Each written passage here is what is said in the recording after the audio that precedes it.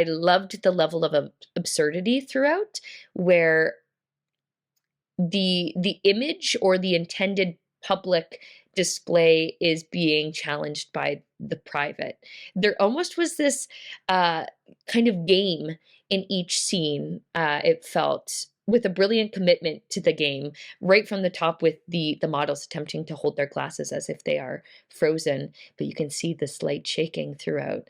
And that dissonance that comes from that, the wiping of the surfaces to make everything clean constantly, and these rituals that almost had like a game like contention to the public versus private, for me at least. I loved being brought on this journey and how it continued to escalate. I also loved the silence used. That is some like brave filmmaking to allow the silences to be there. So when there was text, it was that much more honed in and prominent.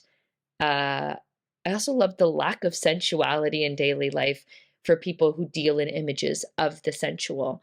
And what does it take to make those images that are filled with vibrancy and vitality?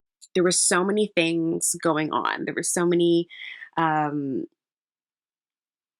nuances, and I felt like the story was so strong and interesting, but it was also like a very quiet film. There wasn't a lot of dialogue, and I didn't really notice it until afterwards. Or no, I didn't really notice it until there was dialogue. And then I was like, "Oh, yeah, I guess there hasn't really been." It felt so natural, and all of the shots and the scenes were so interesting, and there was so much to grab from it and take from it. And it just extract from this film overall. I thought that the acting was incredible. The ability to create tension um, was so good. It was palpable, and just a really wonderful, high quality piece of art. This film was, and I just have to give kudos to everybody involved in making this happen. Just because conceptually, um, it's kind of hard to describe, but like on screen, it's flawless. Fantastic job. The film is a very surrealistic settings, and there's set pieces that are really quite visually striking. And so the reason to watch it is not necessarily the story so much, but the imagery and the dressing up of the models in black and white outfits, in dresses, and all sorts of set um, pieces that verge on the voyeuristic, if if not beyond. Really great concept and fabulous execution. Um, just the idea to create all these interesting shots, dramatic shots, and then show us how they're being made and show us, what our models are going through. I thought it was really brilliant. Um, and the just on the technical side, the photography is great. It says it allows it to say so much without ever having to say a word. We get it, and I just can't really even describe this one other than to say it was really a great job, well done, and again, I thoroughly enjoyed it. It's hard to pick what was my favorite aspect of Apples to Applesauce. I really liked a lot. I really liked all aspects of this film, from the directing to the writing to the acting to the costumes to the music. Oh my goodness, the music, excellent.